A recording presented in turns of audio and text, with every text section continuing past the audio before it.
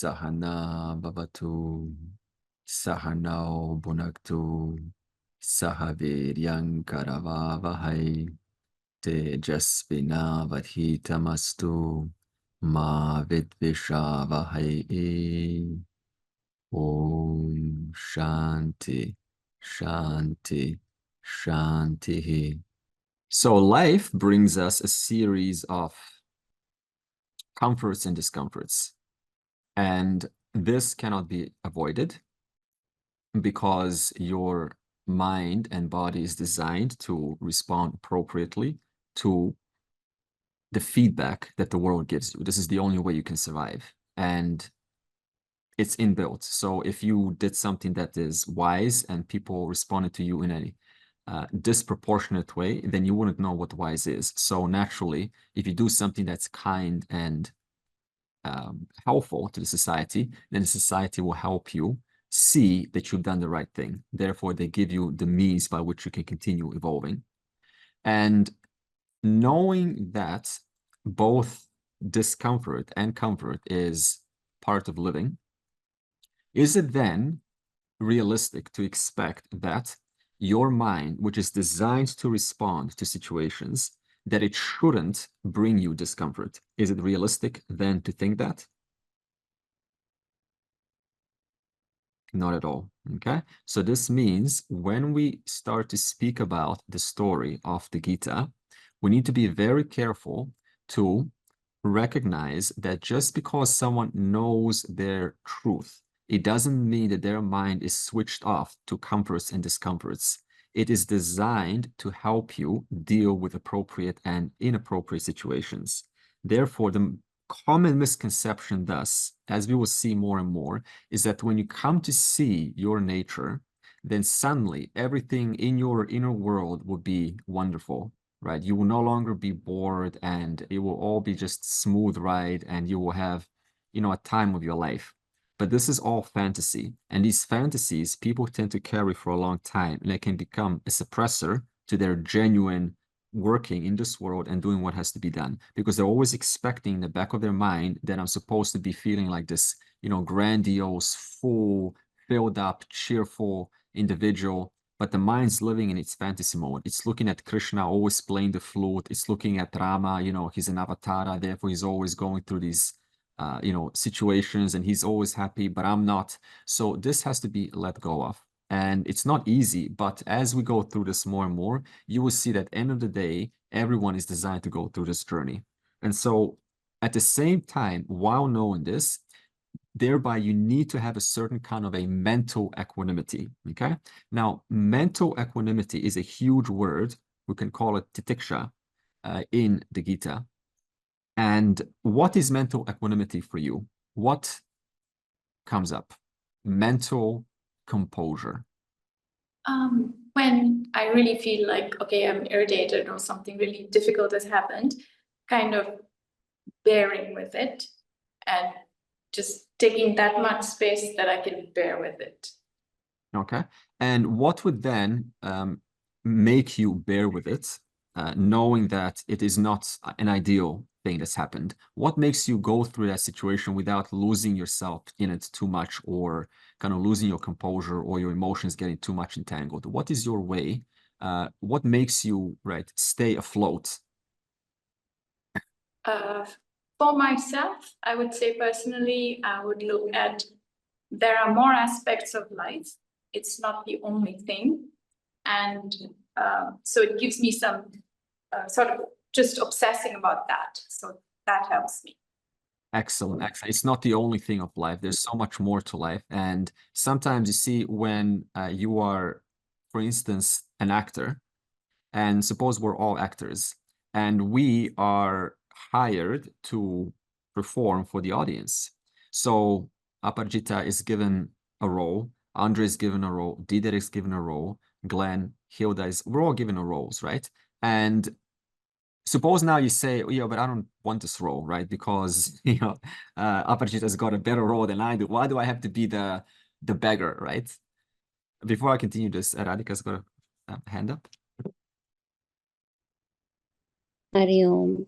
So I'm going through this right now. My dog is not well, and it is just so hard to see him suffer. But I have to bring myself to the present and just accept what it is.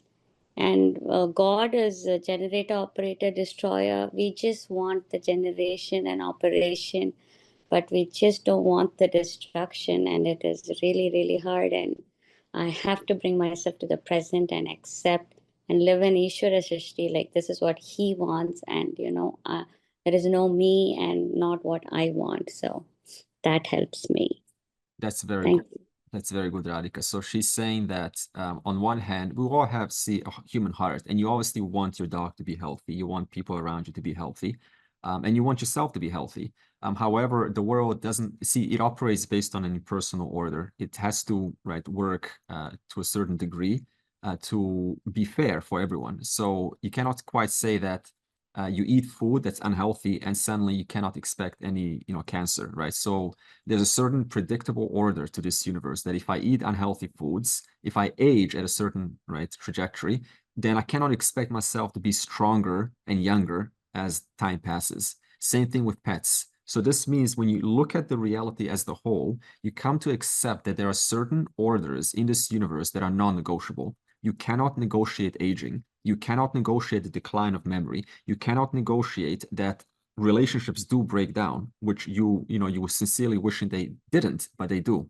So this happens all the time. And when life teaches you that this happens again and again, despite your best efforts to be a good person, to not have any ill intentions, still you get taught very early on, or maybe sometimes later on in life, that it's not made around you. It's made to accommodate the needs of everyone. And thereby, this is a very empowering lesson that gives you mental equanimity that it's not all about me here, right? It doesn't matter if you're a teacher, if you're a priest, because two people can go to the forest, Amazon, and the thief and the priest. And the priest has major influence on his or her students, and they make major positive changes in society.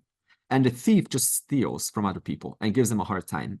Now, the priest happens to have sweet blood, and the mosquitoes, who are they going to attack or bite? They're going to bite the priest, and therefore the priest is going to get malaria, and the priest will die. So now you say, well, this is such an unfair thing because the priest, so many people were depending upon the priest, and nobody depends upon the thief. So why is this world so unfair? Why is God so evil? So the moment I take away the understanding of what the Lord is, immediately it makes me now start to blame the Lord, blame the people, how it's all unfair, but that's not how it works. It's just an impersonal order that doesn't wish good or non-good for anyone. It just responds how it's meant to respond. The mosquito wanted blood, and thus the mosquito bit the priest, and the priest, owing to his choices to not have any consultation or any kind of therapeutic, advice, he died, right? So, and then you say, oh, it's such an unfair system. No, the system is completely fair, and it always has been fair. The reason why we call it an unfair system is because we have an idea of what Ishvara is. Ishvara is selecting who's going to suffer and who's going to have a good time. But that's not how it works. There are unseen causes that we all have, and those unseen causes work based on a non-negotiable order, which operates 24/7. I used an example before when you have a vase. Two people drop a vase. A thief drops a vase, and you drop a vase. You drop your grandmother's vase, and it's very important for your well-being so that you can, serve other people and just remember that vase, how precious it is for you. Now, if you drop the vase, gravity is not going to say, let me not drop the vase because, the vase is very important to this person. The gravity is going to work irrespective of who drops the vase. So this is what Radhika is saying. Now, let's go back to the example of an actor. So we are all given positive roles to play in this world. And whether it's positive or somewhere in between, that is what the audience is going to determine. Is it really a positive or a negative role from your standpoint when you were simply hired to perform the role? Can you really call it positive or negative, or just a role? No. So the audience, only when the audience looks at the whole picture of the play on the theater, then they will say, you know, Andre is given the role of a beggar, so, and this person given the role of a king, and this one's given of a complainer, and this one's given the role of the optimistic person. And, you know, I don't like the complainer, you know, and so they start to now develop that emotional, right, attachment, and nobody likes the complainer. But the actor knows, hey, it's cool because I'm hired to do this, right? Now, what's the difference or the distance between the actor and the role that you play? Is there a distance between the two? It's like the role that you play like somewhere outside you, and you're like watching, you're like, you know, are like two different things spatially? No, they're not two different things spatially, okay? One and the same. But if I were to say, where is that space? Is it a physical space between the actor and the role, or is it a space in terms of knowledge? That I am the actor and I'm hired to play this role by Bhagavan that has assigned to me according to the strengths that I have worked out in many lifetimes. So where is that space? It's not a physical space. It is a space based on mere knowledge alone. It's a matter of simply knowing this is a role given to me in this lifetime. Whether the audience likes it or not, some will boo you. Some will applaud you. 1 year, someone's going to boo you. The next environment, someone's going to applaud you. And then you realize, so if the whole life is just about being booed and applauded, then could I not perhaps just step a little bit back and understand this is not very personal at all? I am hired to do this role, and I really have no choice. Tell me this, do you really have a choice to be someone other than who you are right now? You can't. You call that, what do they call it in spirituality? Spiritual walk-ins, where you walk into somebody else's body and they become a totally different person overnight. Now, I don't know, but this goes around, right? This doesn't happen. You can't help but to play your role. So now what is Vedanta asking you? To step back through knowledge and appreciate the role that you are given. But while doing so, I recognize I am not the role, right? The role does depend upon me, but I am independent of the role. And this is what we call knowledge. Now let's use an example of the wave from the last week. And let's ask the question, what would solve the wave's dilemma of looking around and constantly comparing itself in this world and seeing how other waves are constantly getting exciting things and I am not? What will solve that dilemma for that one wave in the ocean? Will becoming bigger solve that dilemma? Will becoming prettier, you know, you add some sparkle waves, glitter waves, would that solve the problem? No, because even if you become bigger, what is that in reference to the entire ocean? You're still a speck. So no matter what the wave does in that ocean, it will be okay for a while until eventually it will look around and say, actually, I want to be a small wave because I get too much attention now. This is celebrity business, right? They can't walk out without being paparazzi'd, right? So now, what then does the wave have to do slowly, initially? That's why I call it a doing, because it is a matter of knowledge. But initially, what does the wave have to do or remind itself to be less and less perturbed or disturbed by its smallness in the ocean? What would the wave have to go about doing to get onto that journey, instead of constantly being reminded about its smallness? What comes up for you? Silma. Thinking about the destination, about the journey, that it's going to reach the shore, and accepting that it is water, Okay, good. Now, I'm not sure about accepting that it's going to reach the shore. That's called physical death. It depends how you look at that, right? It's like, yeah, I'm gonna die, right? But now you can, in terms of right, coming to the end of its conclusion, in that sense, right, you can kind of cheer. Like Bhagavan has, I have done my role. Bhagavan says, you have been hired well, my dear. Thank you for serving my creation. Now it's time to put you at rest, in a good way, of course. Mhm. Good. Silma? It's about discovering its true nature, right? Excellent. So now, before it discovers its true nature, what would the first, because see, the wave, the beginner wave, you have to think about the standpoint of a beginner wave.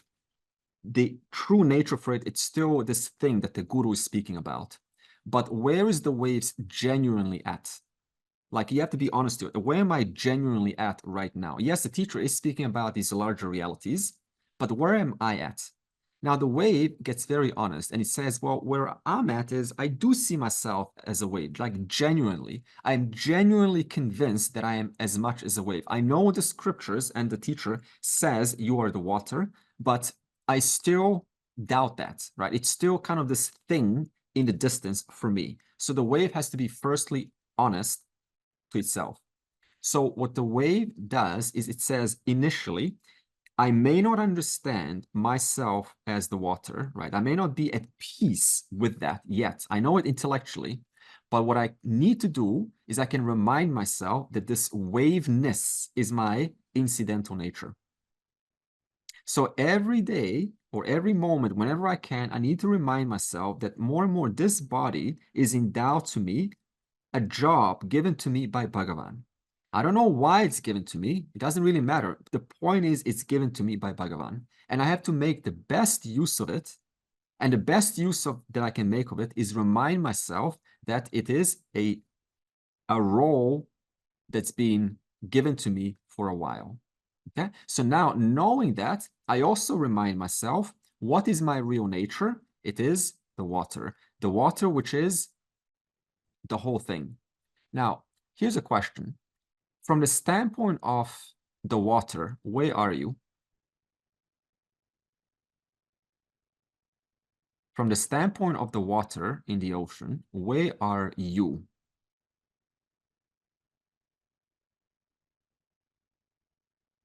I think Hilda, with her lips, I read, she said, everywhere, okay? From the standpoint of the wave, where are you? Here, right? Okay, here. Now, is anything, now, okay. So as a wave, I'm over here and I'm not over there.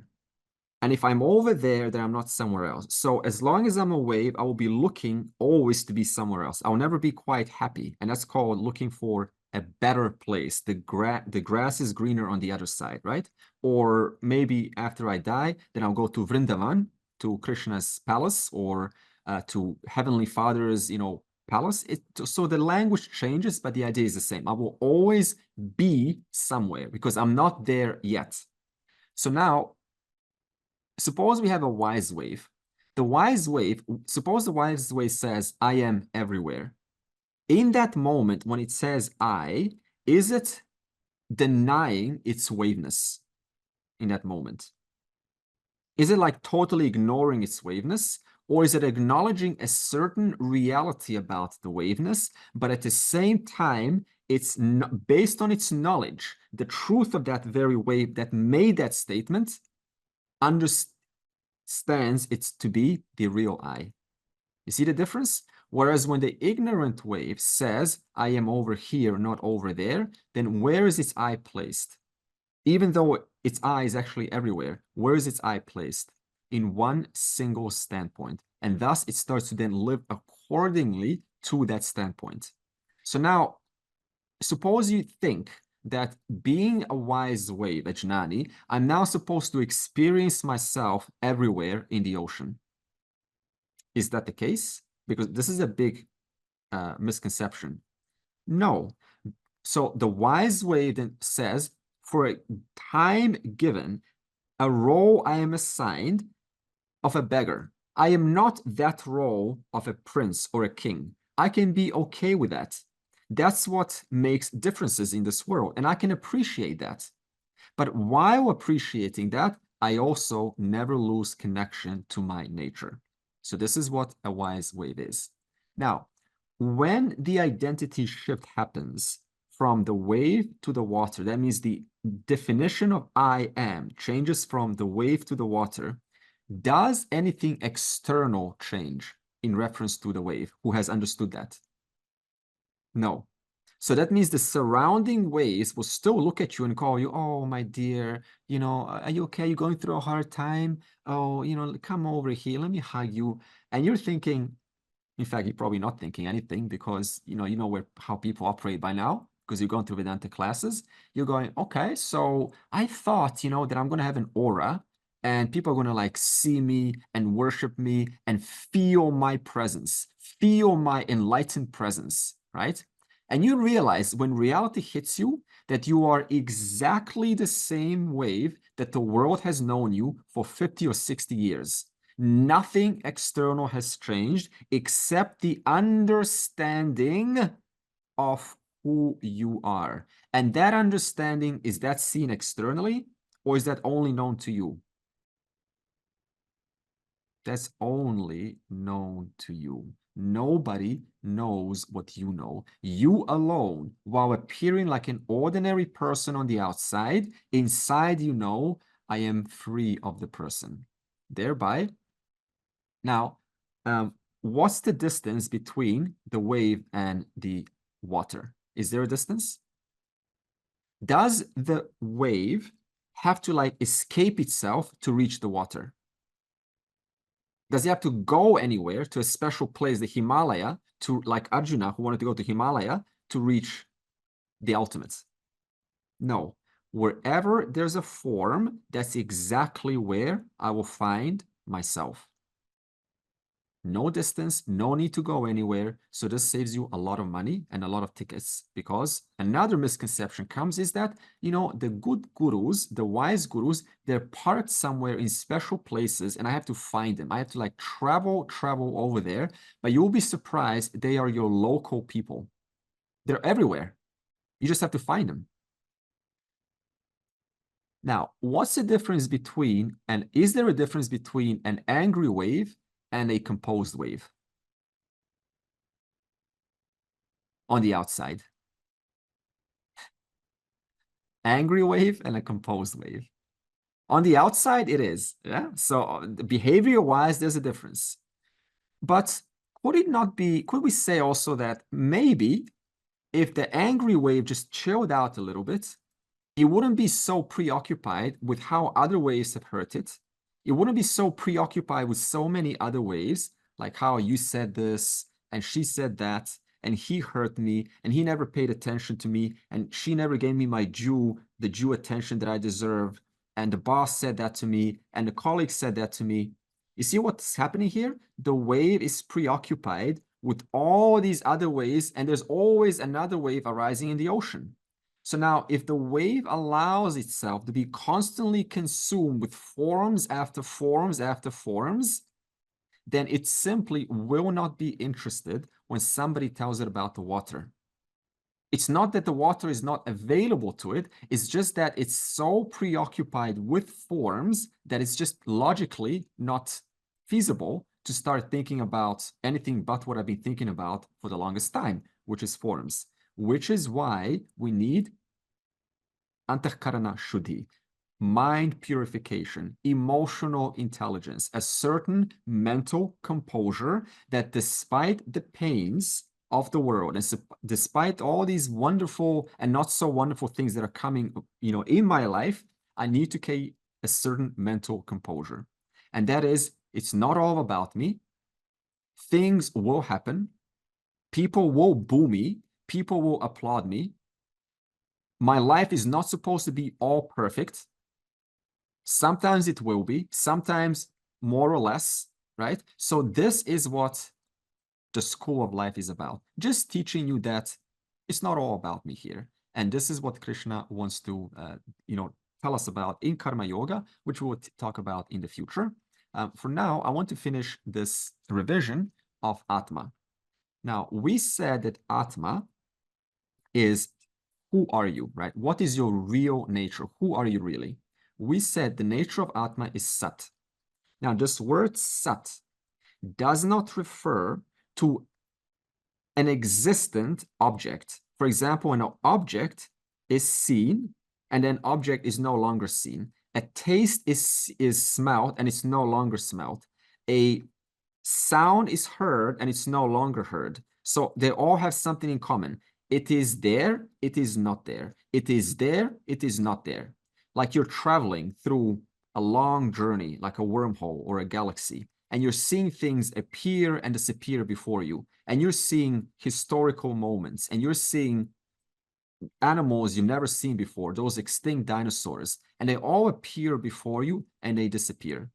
And then you come to the end of your journey and you ask yourself a question and you say, what is that one principle that was there, which whenever I looked, I could always find it? There was never a time when I could not find it. What is that principle? What is that principle that wherever and however far you travel, for however long you travel, there's never a moment when you cannot find it right now? What is that principle? You are compelled to say, I. You are Sat Chit, because Sat and Chit means that which obtains in 3 periods of time. There's never a moment when you cannot find it. It is always available. And what is that always available principle? Despite traveling, it is I am. Therefore, Sat means that which is existent all the time. There's never a moment when it is not existent. And that existence is not some inert existence, it's an awareful existence. Because while I was existing throughout this entire time and traveling the universe, and all these objects were also existing, but not permanently. They existed, they no longer existed. They existed, they no longer existed. Let me ask you a question. Is a memory of your childhood memory of a child, is that existent? Before I ask this question, is your wall behind you existent unless you turn around?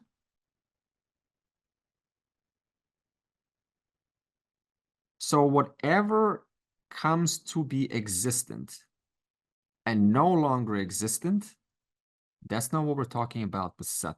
Sat is that which exists even before you turned your head, hopefully not everyone did, and you saw the wall. And what is the nature of this existence? Is there 2 existences? Is there 2 awarenesses? No, it is Ananda. It is limitless. That means there is no 2 awarenesses. Do you have 2 awarenesses, by the way?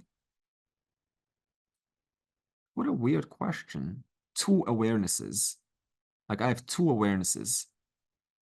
Okay, tell me, if you have 2 awarenesses, please give me the difference between awareness 1 and awareness 2 of yours. Let's do this. I'm ready to give you the greatest reward you've ever seen. I'm ready to hand you the entire universe if you can tell me the difference between 2 awarenesses that you have. Come on, let's do this. You're going to get the entire universe for yourself. Moksha certificate, guaranteed. I have 2 awarenesses, Andre. Okay, and I say to you, okay, great, you have 2 awarenesses. Okay, so you're Advaita. Okay, great. What's the difference? Is one awareness smart and the other one is dull? Is that awareness or is that a state of mind? That's a state of mind. Maybe one awareness is more enlightened than the other. Is that awareness or is that another thought occurring in your mind? Another thought of what enlightenment means. Therefore, your nature is that which is self-evident all the time. The wall behind you is not self-evident. Only until you turn your head and only see, only then becomes evidence. But what is that evidenced, self-evidential principle that doesn't need somebody else to look at it in order to prove yourself? Because the wall needs to be looked at to be proven. But do you need to be looked at to be proven? Does your existence and awareness need to be looked at by someone else to be proven? No. Okay. Now, we also say that this Sat and Chit is the illuminator of all knowers. Now, this statement needs to be looked at. In English, we use sometimes the word, you are the knower, right? Who are you? You are the knower of all experiences. Now, this word knower in Sanskrit, we call it jnatr, the knower. And jnatr is actually referring to the mind. For instance, what I said initially was, who are you? You are the illuminator of all knowers. You are the illuminator of all enjoyers. Now look at this. Right now, you are awake. Okay? And because you're awake, there's a certain knowing about this waking state. You know about the waking state. You know about the friends in your waking state. You know that you are a mother or a single or married in the waking state. You know, so you're a knower of singledom, knower of marriedom, a knower of maledom, right? I'm a male. Knower of femaledom, right? I'm a knower of smartdom, knower of, well, averagedom, right? Whatever you think about yourself, that's what you know. What happens to this knower in the dream? Is that knower still there going, I am a mother, I am single, I am a good cook, I love bananas, I enjoy scooters and not cars, I like nature and not noise. Is this knower there in the dream? Is the knower saying, is the person in the dream saying all of this? No. What is the person in the dream saying? They're saying, get me out of this spikes. The walls are coming and they're like going to now squeeze me. What did I do? Or right, a minute later, you are wearing a crown and you are, before you is your servants bringing you platters of gold. And now you're like the knower of joy and being this majestic, grandiose king. And then that knower, again, you wake up. Somebody wakes you up. And at once, all that knower, that person in the dream is gone at once. It's replaced now by the waking knower. With a different personality, with a different storyline, everything's different. Now, who are you? Go back to the statement. You're the illuminator of the waking knower and the dream knower. So that's what I mean by illuminator. You light up all that personality that happens in your waking state and the personality in the dream state. Is this clear?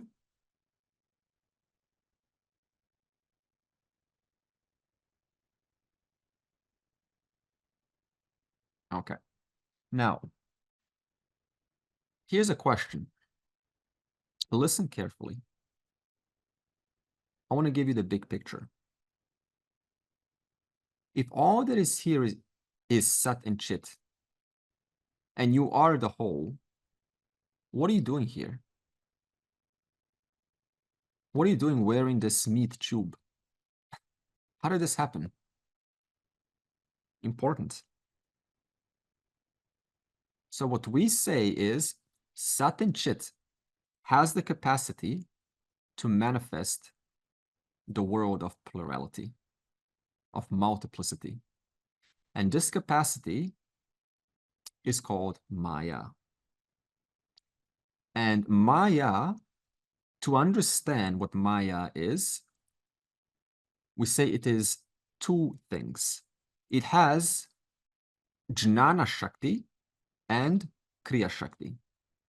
Jnana Shakti is, it has the blueprint or the knowledge for everything in this universe, how it's going to work, how fast the speed of light will travel, the principle of gravity, of physiology, of psychology, of mating, of group dynamics.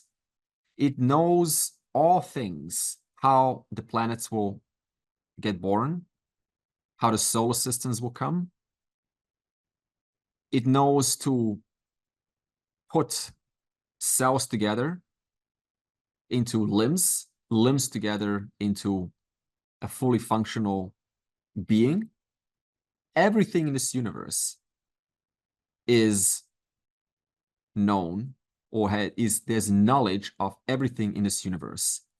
Thereby, Māyā is Jnana Shakti. It has the power, it is a power which has all knowledge. Now, if you have all knowledge, suppose you're an architect or a painter, what is going to happen to that knowledge unless you initiate that knowledge, unless you have a force, a power to put it out there?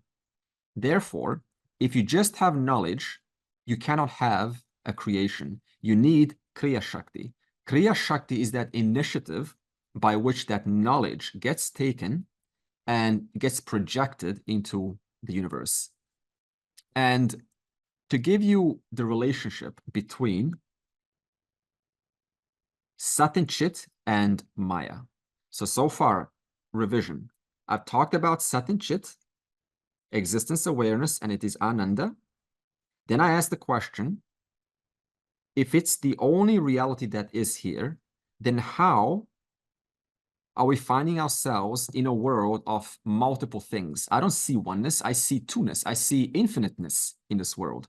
So now I have to explain to you, how did this entire universe originate from that Sat and Chit, which has no attributes? It has no, it's not blue. You cannot say Sat and Chit is blue, because if Sat and Chit was blue, then you would see blue everywhere. If Sat and Chit was water, if the nature of Sat and Chit was water, then you would see water everywhere, because the statement is everything is Sat and Chit. But if Sat and Chit is free of all attributes in the universe, then how come I see attributes in the universe? Why do I see forms? Why do I see many? Then I said, to explain that, we introduced the teaching of Māyā. Māyā is a capacity, or we said the Sat and Chit enjoys the capacity to manifest the world. This capacity is called Māyā. To explain Māyā, we said there are two powers: Jnana Shakti, all knowledge, and Kriya Shakti, all power. All knowledge, all power. Sarvajna, Sarva Shakti.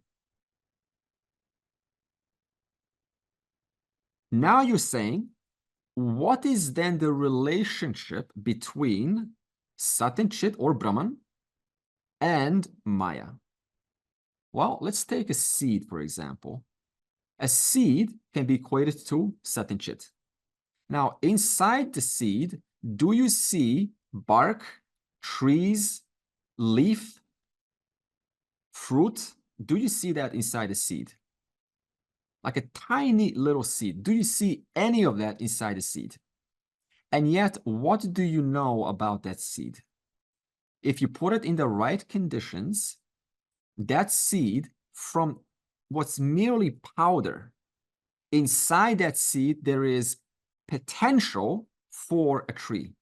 There is a potential for a tasty, delicious fruit with color, with form, with an intelligent assembly of the leaves and the branches to face the sun in the right direction.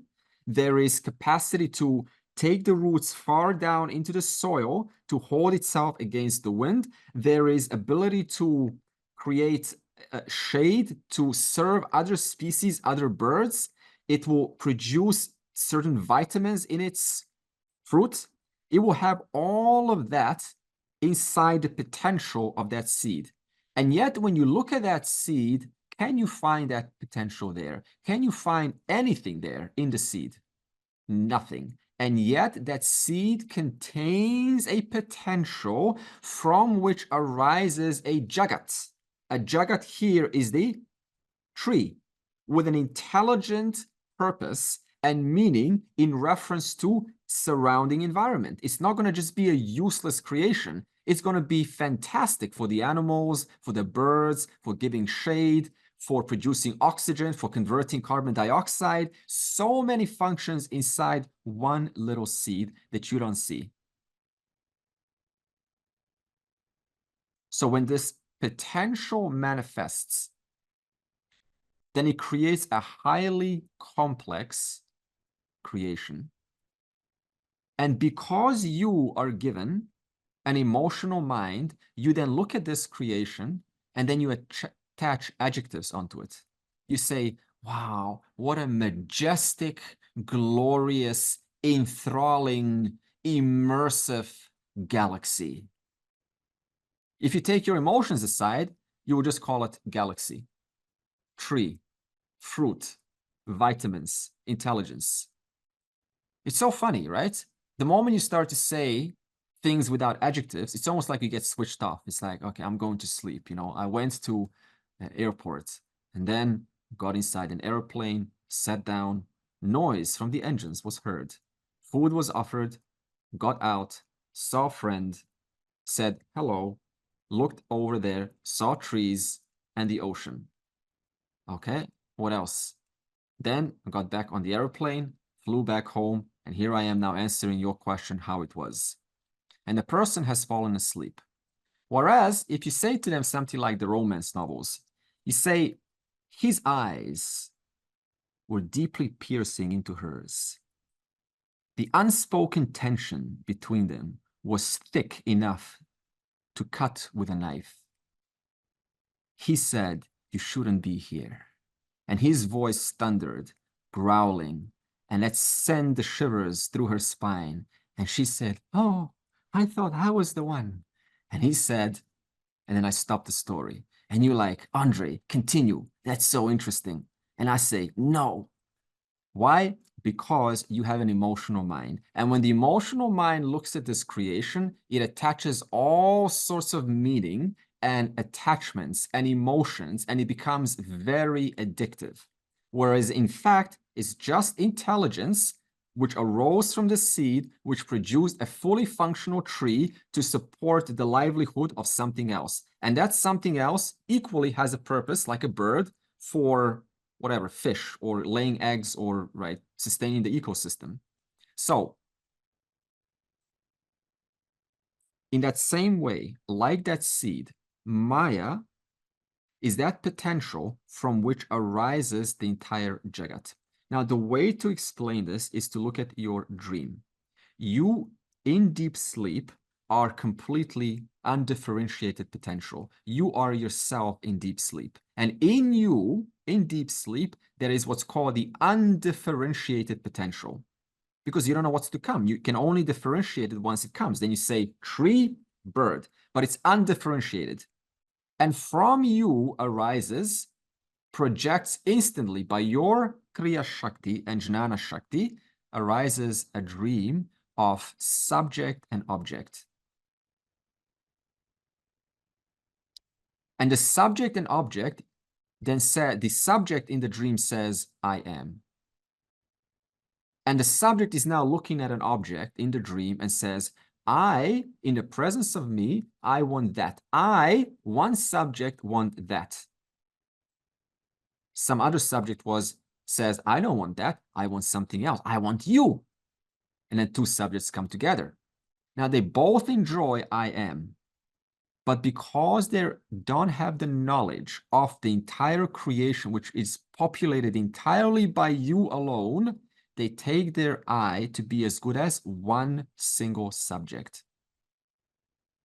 So when this universe comes, when it gets projected by Māyā, then the universe of multiplicity arises. And this universe that arises in Sanskrit, we call it Jagat. Now, Jagat manifests two kinds of objects, sentient and insentient. Sentient is anything that has a subtle body that's able to be relatively self-aware of its existence. For instance, even a plant in some ways has a subtle body. It's able to respond to the environment, or when you play a little bit of music, they did a little bit of experiments on this, you play some rock and roll or some romance to the plants, they will respond differently. So anything that responds to something else that has a subtle body, it has some level of self-awareness. But when it comes to a human being, most self-awareness is endowed to a human being. So that's the first. We call that a jiva, a sentient. And then you have an insentient. Insentient is basically space. Space is not talking to me right now, right? Space, air that we breathe, fire or any kind of heat, thermodynamics, right? Any kind of explosion or water that we swim in, that we drink, and soil or resources or metal and cobalt and iron and silicon and carbon. All these things that we get from the earth, they're all insentients. So sentient and insentient. Now, when one of those sentient beings, human beings with a clear enough mind, because they worked on their mind enough, gets curious and they ask the question, they look up or wherever they look up and they say, who or what created this universe? Who's creating this? Who's sustaining this? Who is destroying? Who's like destroying planets and changing things around? Who's reshuffling all of this? Then to that one, we say, who did it? We say Ishvara. And that jiva then asks, what is Ishvara? And you're told Ishvara means the cause of the universe. Now, I want to pause there. How do we start this inquiry? What is one reality from which everything arises? Sat and Chit. Then we said Sat and Chit enjoys the capacity to manifest a universe. That capacity is called Māyā. To explain Māyā, we said there are two powers, Jnana Shakti and Kriya Shakti. Jnana means all knowledge and Kriya, all power. When that power manifests, we use the example of a seed. Seed is like Brahman. Inside the seed, you cannot find that potential to manifest a world called a tree. But there is that potential because from the seed arises a majestic creation. So the seed was compared to Brahman, and that potential inside the seed was compared to Māyā. When that potential manifests the entire world that you're now experiencing, then one of the sentient beings inside that world asks the question, who or what manifested all of this? We call that one who asked the question a jiva. So the jiva asks now the question, what manifested me, the one who's asking this question, and what manifested the world that I'm perceiving? And the answer was Ishvara. Then we said Ishvara, what is the definition of Ishvara? The cause of the universe. So now, if you go a little bit more technical, if the entire inquiry started from Sat and Chit, then what is Ishvara now? Because there is only Sat and Chit. So now, how is suddenly Ishvara coming into the equation? Now you have to answer, Ishvara is Sat and Chit, because there's only Sat and Chit viewed through the lens of Māyā Shakti. Okay? Sat and Chit, one reality viewed through the lens of Māyā, is now Ishvara. Now, how then, being inside this world, do I show you if Sat and Chit alone is the only reality? I have to prove that to you. That's a natural question. Because the jiva is born, the jiva is curious, and the jiva wants to know. So I have to now prove to you that right now, in this moment, there is only Brahman here. It's very simple. What do we say about Sat and Chit? It is that which obtains just in the past? No. Just in the present? No. Just in the future? No. In all three periods of time. Is there ever a time when I cannot find Sat and Chit? No. Okay. So now how do I show you Sat and Chit is right here and right now. Think about this. This is called inquiry, not just saying statements and then leaving you alone. You have to think. So I'll go back. If Sat and Chit is that which you can never not find, that means you can always find it in the past, present, and future, then how do I demonstrate to you right now that this entire universe is Sat and Chit?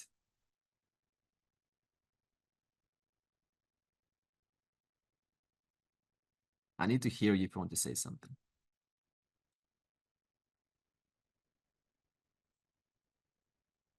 Sioma, you want to take a shot?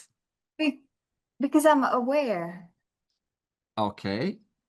I'm the very awareness that knows that there's manifestation. I can see things. It's awareness.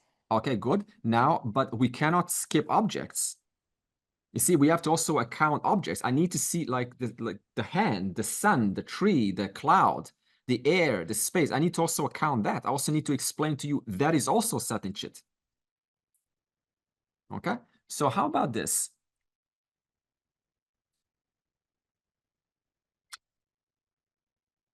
Pot is. Pot is it not? Why do I say pot? What do I mean when I say pot is? You explain to me now. Pot is, what do I mean by that? It exists. It exists. There's no doubt that it's, I'm holding a pot. There's feeling of the pot. There's, if it smells, there will be also smell. It doesn't matter. But there is a certain reality to the pot. Okay. So pot is. Now, what also is while looking at this pot? So pot is, there's what also is for sure in this moment. Clay. Let's put the clay aside. Pot is, pot awareness is. That's why you're talking about a pot. Okay, so you cannot say that awareness is out of the picture. Just to say something that is implies there's awareness of that too. Awareness is pervading that too. So pot is, pot awareness is.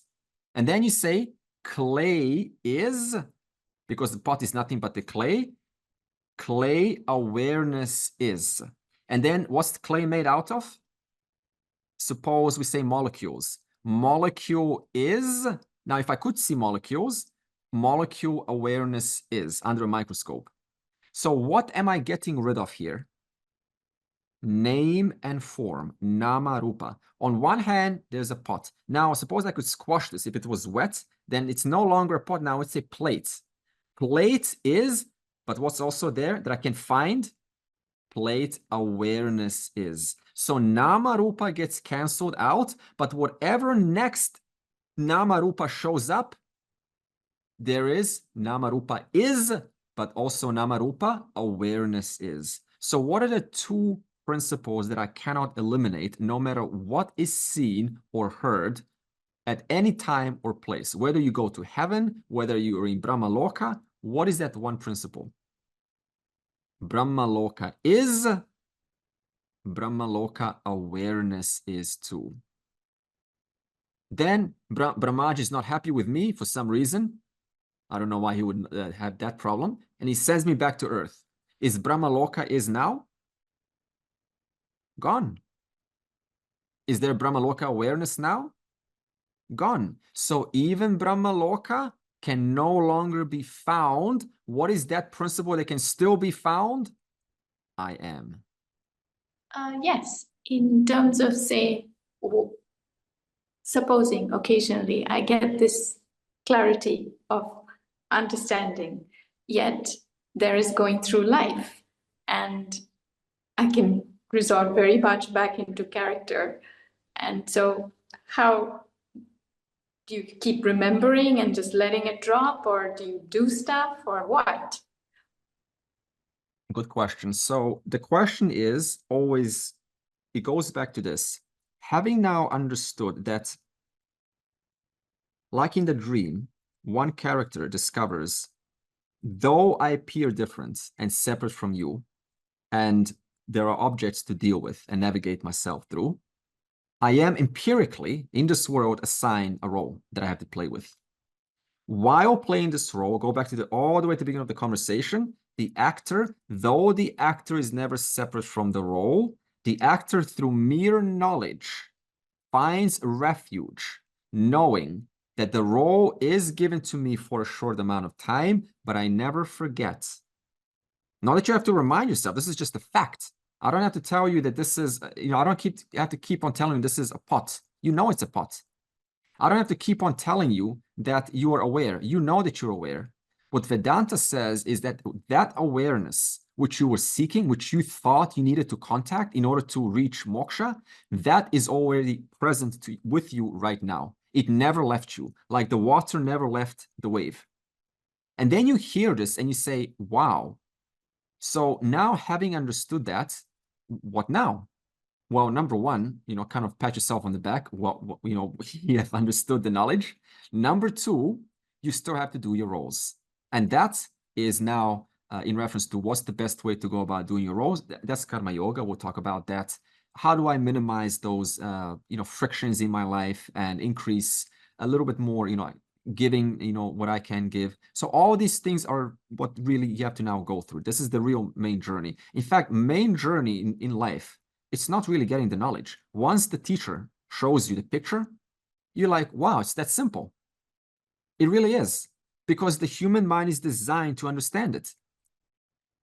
And then you say, wow, I thought now there's going to be fireworks in the air, right? Now that I've understood the vision. But then the teacher says to you, wow, how many more years are you going to live? And you say, well, 10, 20, 30, and da-da-da-da-da. Well, that's your journey to work through. And that's only a journey that you can work through to the best of your ability. So to make that journey easier, and next week we will talk more about this jiva. Now that the jiva is one of those sentient beings which has found themselves asking the question, who created all of this? And the answer was Ishvara. And Ishvara is nothing but Sat and Chit viewed through the lens of Māyā.